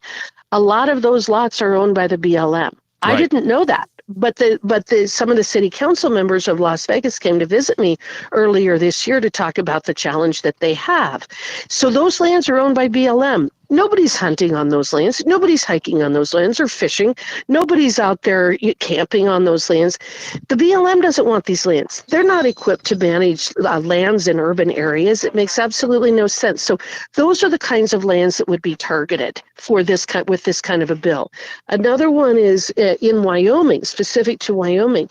Kemmerer, the mayor of Kemmerer actually contacted us even before this bill was put out there for consideration. Kemmerer has a terrible time with affordable housing, with having enough housing, and there's a ton of stuff going on in western, southwestern, and Wyoming, and they can't provide housing. One of the reasons why? Because they're surrounded by BLM lands. So that, again, would be one of the areas that would be targeted for this kind of development, where maybe between the local community, the state, the BLM, they could identify a 10-acre parcel or 15-acre parcel or 3-acre parcel that is suitable for constructing of housing. And that's the process that would be followed. It specifically requires state involvement, local community involvement, Indian tribe involvement. So all of the groups, the interested groups, would come together and identify those tracts that would be subject to this particular bill. Which brings me to another point that needs to be made, and that is that there are maps that are out there floating around. None of those maps have anything to do with this bill. None of this, the very purpose of this bill is to create the maps to identify these tracts. Those maps are existing RMP maps that are identified. In other words, like the Rock Springs RMP that we've been talking about over the last year or so. The Rock Springs RMP was issued by the Biden BLM under Biden's administration. Tracy Stone Manning, the current head of the Wilderness Society, one of the organizations that's putting out a lot of misinformation on the Lee bill, Tracy Stone Manning was the head of the BLM at the time. Guess how many acres she designated for disposal in the Rock Springs RMP? Tracy Stone Manning, the head of the Wilderness Society, who's now pulling her hair out and screaming and saying, please send us money. They're trying to sell all of our lands. She identified 48,000 acres within the Rock Springs district alone for disposal. Tracy Stone Manning, the head of the Wilderness Society. So all of this is about fundraising. If you go to the bottom of their emails, you go to their propaganda sheets, and they say things like, please send us money. We have to protect our federal lands from the nasty Trump administration, blah, blah, blah, blah, blah. It's all about raising funding. This is propaganda, and they're lying about what the Lee bill does. Well, and that's what they do. And it's, it's amazing how effective it was, because I think I saw that map. It popped up maybe day before yesterday. Maybe a day or two before, and it's immediately my phone lit up. And, it's what I kept telling people is, do your own research. And even one guy, try as I might, I couldn't get him calmed down. So I said, well, why don't you contact Harriet, Representative Hageman's office? By the way, here's their phone number. And, ask her. And so I thought, well, I'll see if I can get you on the program so we can talk about this, because it's a classic move of the left. You create a crisis and then use that crisis to raise money off of, and, lie as much as you can while you're doing it. And what is frustrating to me is this is an issue that we need to resolve. We need to use common sense. One of the big questions I always get is, how do we keep our young people in our community? How do we develop manufacturing? How do we create new businesses? How do we expand opportunities? How do we do blah, blah, all of these things? Those are all legitimate questions. But then we try to find a solution to make sure that we can do that we can bring manufacturing into these communities, that we can build new infrastructure, that we do have the skilled laborers available to fill those jobs. And their first reaction was, well, but you're not going to take that 1 acre outside of Powell. Right. Exactly right. You're not going to take that 10-acre lot in the middle of Las Vegas. We want you to expand outward rather than do an infill. This is the kind of thing this is a very common sense approach to an issue that all of us should agree on. The federal government owns 640 million acres. This bill targets less than 1%, not even of the 640 million, less than 1% of National Forest Service lands and less than 1% of BLM lands. National Forest Service lands are 192 million acres. And it specifically targets those lands that are ripe or that are appropriate for housing and urban development. There's absolutely nothing wrong with that. There is no reason that the organic legislation that created the BLM or the Forest Service would prohibit this. This is exactly what any rational government, any rational body politic would do. They would look at these resources and say, how best can they be used for the benefits of our citizens? That's why I am surprised at this absolute hysteria over this. But the moment I have a chance to talk to people or they read the bill, again, they're like, oh, well, that actually makes sense. Yes. Well, the one question that I had is, in Wyoming, we refer to the problem of the checkerboard, that the federal, state, and private land is checkerboarded all over the place. But it's not necessarily just a section here, a section there. There's all sorts of smaller, little tiny chunks of federal land that are interspersed, sometimes in the middle of private land. So will this bill target those smaller parcels that really it doesn't make any sense that there's federal land in there? I mean, is part of the intent to clear that up? It potentially could, although I don't think that would be the best use of this particular legislation, because this really is focused more on community development and affordable housing, not low-income housing, but affordable housing. And what I mean by that is this will really target those areas where we've got a challenge for Kemmerer being able to expand and provide affordable housing for their workers. For the workers there. The kinds of lands that you're talking about are the very ones that Tracy Stone Manning, as the head of the BLM, most likely identified for disposal. That's why they are identified for disposal. They're isolated. Nobody can access them. So I recently met with the head of the BLM in Buffalo. Absolutely fabulous man. I really enjoyed my conversation. He showed me a map that he had been putting together where he's identifying parcels for trade and for this very reason. We can trade 37 acres over here. That makes it so that this guy is whole, and then we get this 37 acres over here, and that's contiguous to a 3,000 acre BLM parcel that already exists. Those are the kinds of, that's the kind of flexibility. That's the kind of thing that we ought to be thinking about and doing with these resources is how do we consolidate the BLM's lands? How do we consolidate private property? How do we minimize trespass problems? How do we better manage these resources for the benefit of the American people? And so that's what I'm always looking for. The idea that I'm going to sell off the Bighorn National Forest or Bridger Teton is so absurd on its face that anybody who makes that accusation should maybe, go outside and touch grass or something, because there's something fundamentally wrong with them. Well, I think a lot of this hysteria was ginned up with folks who are outfitters, outdoors people. And there's a pretty good sized group, network in Wyoming of, different outdoor recreation, hunting, fishing type of groups. And interestingly enough, most people don't know that they're run by the left in Wyoming. And so they were pretty crafty at pushing this map out through all of those, through their network of so-called conservation groups. And it, the speed at which they were able to do it kind of impressed me. I mean, it was impressive.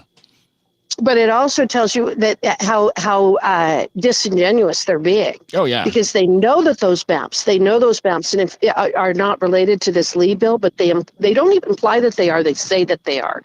So if you go to the Cowboy State Daily article from 2 days ago, I was interviewed that, and I explained this to the gentleman who wrote that article, and he did a really nice job explaining it. But then you go to some of the representatives of these organizations you're talking about, and they're like, well, yeah, that's what she's saying is true, but it's possible that they might at some point look at this. Well, how about if we all just use common sense? Exactly right. And if we're looking at a parcel out in the middle of the red desert, which we never would, because that's no longer going to be affordable housing, because then we have to build the infrastructure to be able to do it, and then it's no longer affordable. But how about if we use common sense and recognize that this entire process only goes forward with state and local community involvement?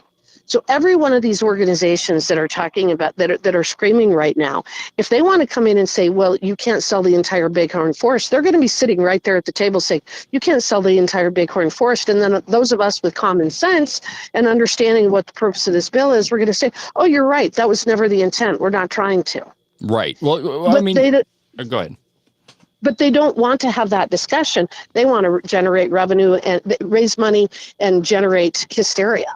Well, that's exactly it. I mean, the whole point is to create disruption with, this part of Trump's agenda. I mean, they really don't, a lot of these groups really don't have they don't care about your average everyday outfitter in, Gillette, Wyoming.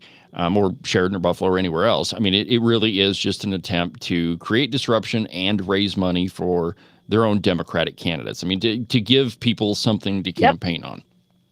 That's exactly right. And, I think we ought to try to get Tracy Stone Manning on the record and chastise her for the fact that in the Rock Springs RMP, she actually identified about 1.3% of the lands within the Rock Springs district for disposal, and they were the ones that were not necessarily next to urban areas. So maybe Tracy Stone Manning ought to have to answer for her decision in the Rock Springs RMP to sell off our federal lands. What do you think? I think that's a fantastic idea. Anytime you could get that woman around and grill her. I mean, and one of my favorite videos is you having we'll just say a conversation with her. I mean, it's absolutely great. So Harriet, while I've got you on the phone, what else is going on with the big, beautiful bill that we need to talk about? I know you and I visited about it in our earlier interview, but is there anything else that we need to talk about? Well, it's making its way through the various Senate committees, just like it did in the House. We're reviewing it every day, changes and language that is coming out from the committees, making sure that our priorities are still included. Our priorities primarily relate to making sure that we can unleash our energy industry, that we can address the immigration situation, protect our border, and make sure that we're reducing spending out of the House bill. We're reducing spending by $1.6 trillion.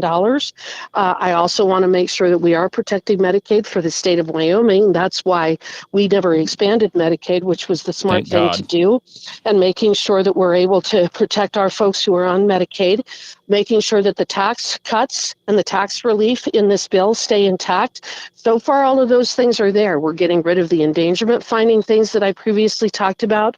So far, we're doing pretty good. There are some changes, and I know there are going to be some back and forth, knockdown, dragouts between the House and Senate. That's just the way that the system works. I am hoping that we're on track to have a bill in July for the president's signature. Excellent. I was really happy to see that the Senate included the short-barreled rifles in their, in the NFA portion. Hey, quick question: why wasn't the short-barreled rifles included in the House version of the bill? Was it just an afterthought, or? I don't know the answer to that. We did include the silencers. Right. The suppressors. Yeah, the ear protection. Yeah, the suppressors. I'm sorry, the ear protectors. We did include that. I don't know the answer to that. Well, I don't know the answer to that. It's kind of one of those. I don't think we should look a gift horse in the mouth. It's in the bill now, so I say we just go with it. Well, Well, Harriet, I appreciate you taking the time today. I know you're traveling around, and so thank you very much for calling in on Open Line Friday. I appreciate it. Thanks, David. We'll talk to you soon. All right. Have a good afternoon, Harriet. Bye-bye. You as well. Bye. All right, that was U.S. Representative Harriet Hageman calling in on Open Line Friday. We're going to go ahead and take a break, and when we come back, we'll continue with Open Line Friday. We'll have about 15 minutes left in the program, so we can take your calls. So anyway, we'll have more when we come back.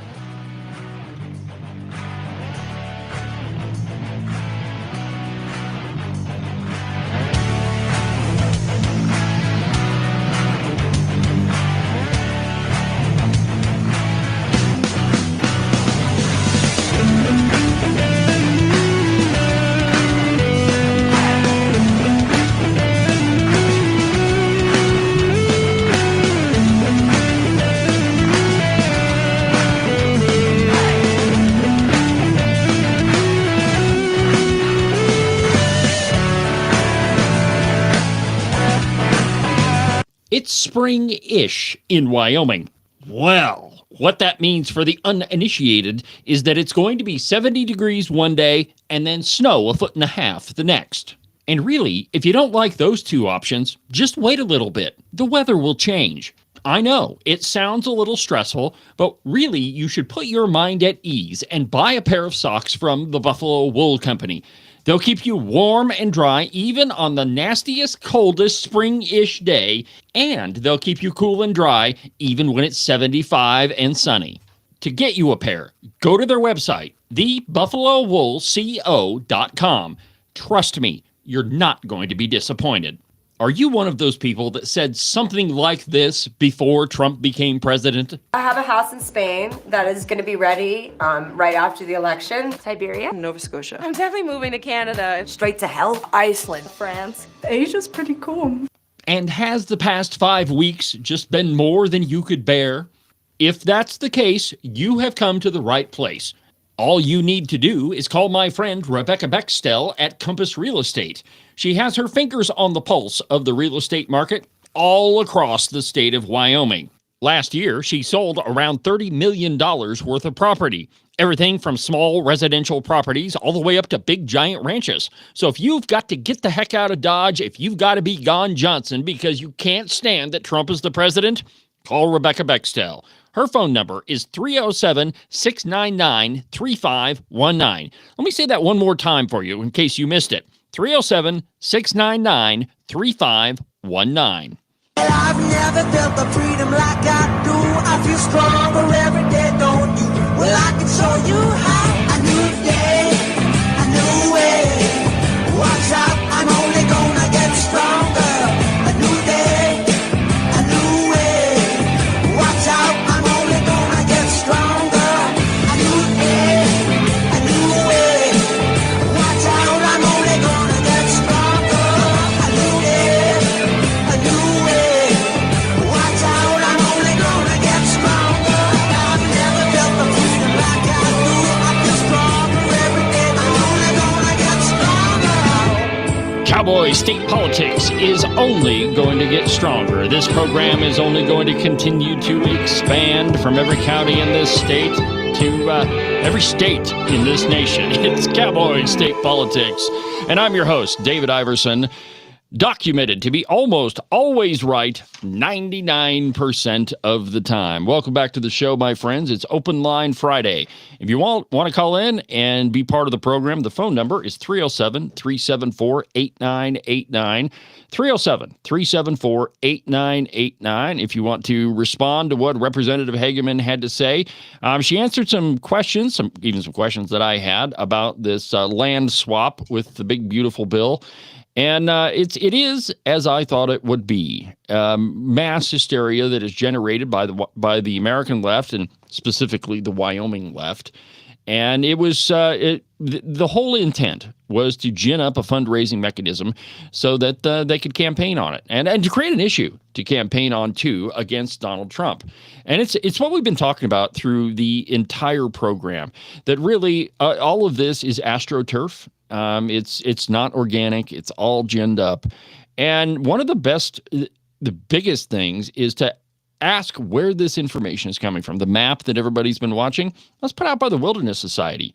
And it's right out of the Rock Springs RMP, and it's not part of the bill, and it never was part of the bill. But ask yourself, who are the organizations that are pushing this material into your inbox and in your mailbox? If it's one of those so-called conservation groups in Wyoming, Muley Fanatics, Trout Unlimited, any of those outfits, there's a high likelihood that at their core they are run by the Wyoming left. And several of them were started by Liz Storr, Democrat Liz Storr from Teton County, the person that I call Wyoming's version of George Soros. And it's pretty insidious because they're preying on outdoorsmen, outfitters, people who actually are conservationists. And it's like I say, it's a pretty devious scheme. But I'll go ahead and post the interview with Representative Hageman right after I finish today's program. I think it's pretty important to to talk about it, for you to hear what her responses were. And I know that I spoke to several Cowboy State Politics listeners about this very issue and said that, I would get with Harriet and ask her the question. So I'll make sure that I make that portion of the interview available. So we've got about, let's see here. We've got about 10 minutes left in the program. And so I want to go back to this topic of illegal immigration that we've kind of been hitting. Why is the left so intent on having illegal aliens? Well, the first answer is pretty easy, right? That it is a permanent voter base for them, or they think that it's a permanent voter base. But this is a piece that comes from, let's see here. I don't know. Anyway, let me just get into it. And I quote, the sound of a car, let's see here. The civilian driver was so focused on the Border Patrol, he discovered as he drove. So the point in this piece is that it's talking about a Border Patrol officer. And let me just read you the first opening paragraph. So this is actually from Blaze Media. Quote, a few hours after the encounter with the illegal alien advocate, Border Patrol agents arrested Juan Diego Yuan at a Home Depot in Cerritos for being in the United States illegally. After the arrest, it was discovered that he had a serious criminal conviction. Originally from Mexico, Yuan was convicted in 2015 of having sex with a minor under 16 years old and was in prison for 2 years. He also had 6 previous arrests for illegal entry. El Centro Chief Patrol Agent Gregory Bovino said Yuan's arrest highlights how child sexual predators have day jobs. Contrary to what some mayors say, big box hardware stores, wink, wink, are places where criminal aliens congregate because they can get day labor, and generally speaking, a lot of it is for cash. The mayors Bovino was referring to include Los Angeles Mayor Karen Bass, who has repeatedly criticized federal immigration officials for targeting hardware stores to arrest illegal aliens. Quote, let me be clear, chasing people through a Home Depot parking lot does not make Los Angeles safer, Bass said, except in this case of a guy who was raping minors. Child sexual abuse. I think if we get him off the streets, it would probably make things a little bit safer. But Karen Bass went on to say that the crackdown on illegal workers will hurt the local economy because there are entire sectors of Los Angeles, quote, that depend on immigrant labor. This administration is waging a war against our own country. She says that there's a misconception that people were finding at Home Depot or Lowe's or car washes that they're just hardworking people out there. They've never done anything wrong in their life. We made that arrest at Home Depot, Kim said. Someone is going to find a day laborer and bring them into their house, and the reason why they're probably working for cash is that they don't want to be identified.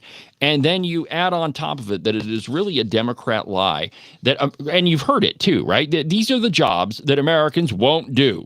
That we won't go pick fruit out or pick grapes out in a vineyard. It's just too manual labor for American workers. Well, I just gave you a story before the break about a meatpacking plant that was raided by ICE, and they arrested over 75 people.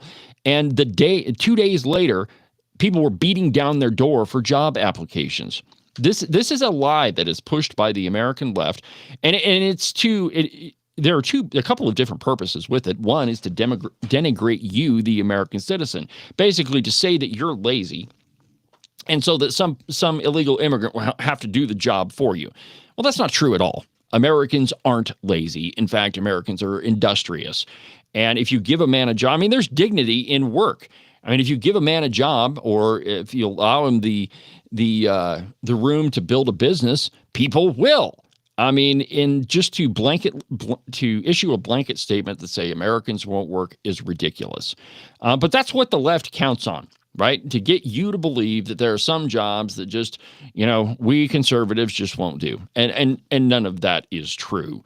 But the reason why the left focuses on illegal immigration is, 1, to denigrate you, the conservative voter, and 2, to build a permanent illegal immigrant voting class, and that's what they're really after. And if you tie that with what Harriet had to say, that really it's all about fundraising. That if they can create an issue to fundraise on, then they have. It's like checks in the mailbox, man. They can fund their campaigns and they can campaign on this illegal immigration, and because you believe that there's jobs or that you're being led to believe that there's jobs that Americans won't do, well, then you'll vote for them. I mean, it really is insidious, but it's kind of transparent when you look at it. So I'm sure you've heard a lot about bunker buster bombs, and the reason why Israel can't handle one of these big, huge bombs is they don't possess the aircraft that can carry such a big bomb. We Americans do. It's the B-2 bomber. But there's a piece in Fox News this morning that says how bunker buster bombs work and how they could destroy Iran's Fordow nuclear site. And so I grabbed a couple of screenshots from Fox News, and let me just let's see here. Let me just share my screen, and we'll let's see here. Here we go. Hold on. Share screen. Here we go, and let me just choose it, and it is. And this is why I need Agent 29 back. That way he can help me with all this, and here we go. All right. So how bunker bombs work? You got the bomber up here, and here's the big bomb. And then there's two layers, and this Fordham nuclear site that everybody's talking about is, it's like 500 feet underground. I mean, the Iranians did a pretty good job of hiding this thing. So anyway, the first slide, you see the bomb coming down. Let me switch over to the next one. Then the bomb hits, and it goes through the first layer of Earth. And it detonates underground. So really what you're creating is a series of drills. A bunker buster bomb, it pounds down into the ground and explodes and blows up whatever's underneath. But these are buried so deep that it's probably going to take a couple of, precision-guided bombs to detonate down into the layer where this Fordham nuclear site is located. And these bombs, they can penetrate up to 200 feet below the surface. Let me show you the third slide. So, and this one kind of just gives you a graphic of what's actually happening. So it goes down into the second layer. And so we're down, into the 400-foot range, which ought to be enough to destroy that. So these bombs, they weigh an incredible amount. And let's see here. Quote from the Fox News piece, bunker busters come in multiple weight classes. Israel possesses 2,000 to 5,000 pound varieties. Only the U.S. possesses the 30,000 pound massive ordnance penetrator, or MOP. Developed under George W. Bush, Roos says the MOP was designed specifically for targets like Fordow, the nuclear site in Iran, where nuclear sites or command and control bunkers are hidden far underground. Roos said that the number of munitions required to target Fordow depends on the depth of the facility. The Foundation for Defense of Democracy states that Fordow's facility is between 60 and 90 meters, or 196 to 295 feet below ground. And so it would take two of these suckers to blow it up. The MOP is said to have a penetration depth of about 200 feet. And Roos said, given the Fordow's distance underground and the difficulty of penetrating rocky mountainside the site is dug into, the U.S. would likely use a technique called burrowing, in which a B-2 Spirit stealth bomber would drop several MOPs in succession, one after another. Fordow poses a unique target because there's mountains all around it, and so they dug the site into the mountain. So it's a unique challenge, one that the United States is only capable of doing. And, we talked about Israel in the beginning. Why is it that we need to, that the American right is now saying, we have to? Well, I think that we just need to be sober about this, because the truth is, if Iran possesses a nuclear weapon, the first people they're going to target is Israel. And then the second group of people they're going to target is you and me. And that's absolutely the case. Well, we've come to the end of another busy broadcast day on Cowboy State Politics. We had Harriet Hageman on, and we had a caller, so that was great. Like I said, I'll go ahead and post the interview with Harriet so that all of you can, if you were not able to catch the live program, I'll make it available so that you can listen to it. And I'll probably, I'll publish it on tomorrow's edition of Weekend Update as well. So have a good weekend, and make sure you stay tuned to Cowboy State Politics. Don't forget about Weekend Update tomorrow. My hope is to have it published about 10 a.m. But for now, from the base of the Bighorns, I'm David Iverson, and this is Cowboy State Politics. Have a good weekend, my friends. Thank you for listening.